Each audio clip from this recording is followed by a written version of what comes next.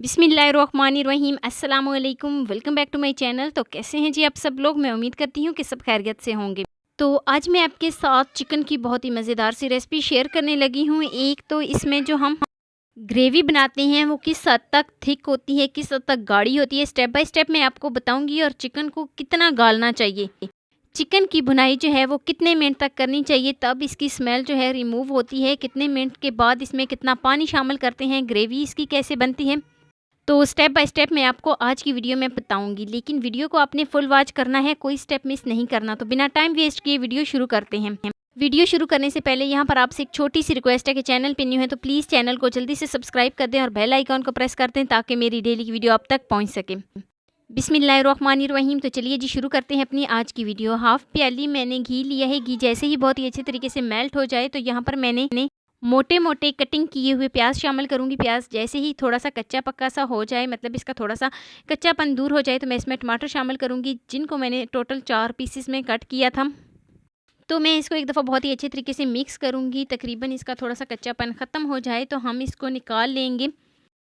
तो देखें, मैंने इसमें टमाटर शामिल किए हैं और प्याज शामिल किए हैं। तो इनका जैसे ही थोड़ा सा कच्चापन ख़त्म हो जाए, यानी थोड़े से ये सॉफ्ट हो जाएं, तो मैं इसको निकाल लेती हूँ। निकालने के बाद मैं इसको ग्राइंडर में या जूसर जग में बहुत ही अच्छे तरीके से इनका एक पेस्ट बना लेती हूँ। इस तरीके से इनका एक मिक्सचर बना लेती हूँ। तो लीजिए जी, मैंने इनका बहुत ही अच्छे तरीके से ग्राइंड कर लिया है। तो अब मैंने जो मिक्सचर बनाया है वो इस घी में शामिल करूँगी और तकरीबन मैं इसको तब तक पकाऊंगी जब तक जो हमारा घी है वो बिल्कुल सेपरेट नहीं हो जाता। तो अभी हमने इसमें कोई भी मसाले वगैरह शामिल नहीं किए। देखिए, घी बहुत ही अच्छे तरीके से जो है ना सेपरेट होना शुरू हो गया है। अभी ये इसका कलर आपको इसलिए चेंज लग रहा है क्योंकि हमने इसमें टमाटर शामिल किए हैं। तो अब मसाले शामिल करते हैं। 1 टीस्पून में कुटा हुआ धनिया शामिल करूँगी, 1 टीस्पून कुटी हुई लाल मिर्च शामिल करूँगी। तो अब बारी आती है 1 टीस्पून नमक की। 1 टीस्पून में इसमें नमक शामिल करूँगी।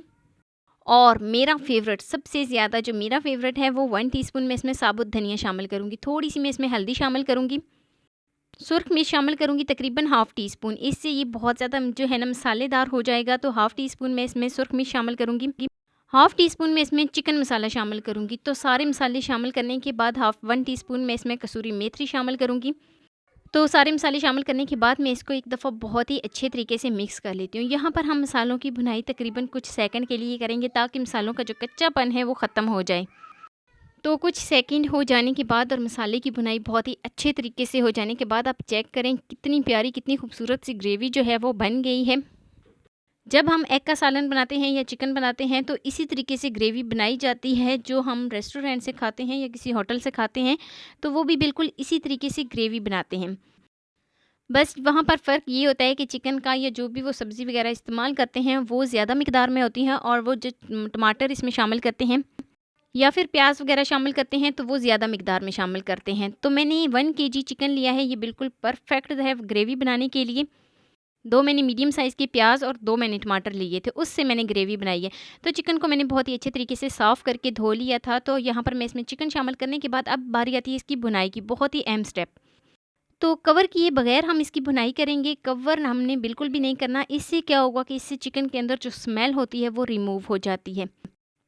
तो चिकन का जो अपना पानी होगा वो जैसे ही ड्राई होगा, ऑयल जो है जो हमने इसमें घी शामिल किया है या कुछ भी आप शामिल करते हो वो बिल्कुल सेपरेट होना शुरू हो जाए, तो मतलब हमारे चिकन की भुनाई जो है वो बहुत ही अच्छे तरीके से हो गई है। तो एक दफ़ा मैं इसको बहुत ही अच्छे तरीके से मिक्स करती हूँ।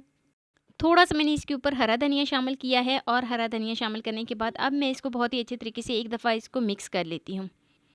चिकन की भुनाई बहुत ही अच्छे तरीके से हो गई है। यहाँ पर मैंने कवर किए बगैर इसकी भुनाई की थी। तकरीबन 6 से 7 मिनट लगातार मैंने इसकी भुनाई की है। तो अब मैं इसमें पानी शामिल करूँगी। पानी तकरीबन मैं इसमें 1 गिलास शामिल करूँगी क्योंकि चिकन जो है वो थोड़ा बहुत सॉफ्ट हो गया है, बस थोड़ी बहुत कसर रह गई है।